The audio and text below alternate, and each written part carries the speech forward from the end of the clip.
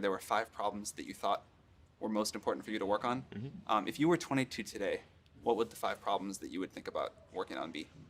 Well, first of all, I think if somebody is doing something that is useful to the rest of society, I think that's a good thing. Like, it doesn't have to change the world. Like, you know, if you're doing something that has high value to people, and frankly, even if it's something, if it's like just a little game, or some improvement in photo sharing or something, if it has a small amount of good for a large number of people, that's, I think that's fine. Like, stuff doesn't need to be changed the world just to be good.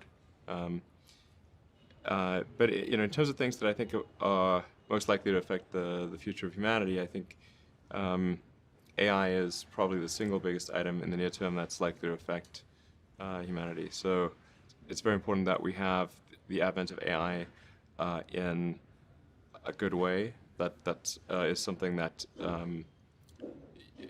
if you could look into the crystal ball and see the future, you would like that outcome, because it is something that could go wrong, as we've talked about many times, and so we really need to make sure it goes right. That's I think AI, working on AI and making sure it's a great future. That's the most important thing I think right now, the most pressing item. Then obviously anything to do with genetics.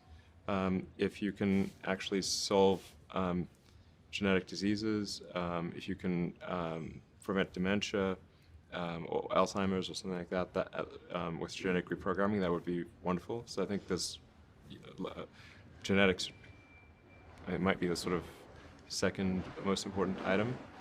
I think having a high bandwidth interface to the brain, like we're currently bandwidth limited. We have a digital tertiary self in the form of our email capabilities, our computers, phones, applications. We're effectively superhuman, but we're extremely bandwidth constrained in that interface between the cortex and your sort of that tertiary digital form of yourself. And helping solve that bandwidth constraint would be, I think, very important for the future as well.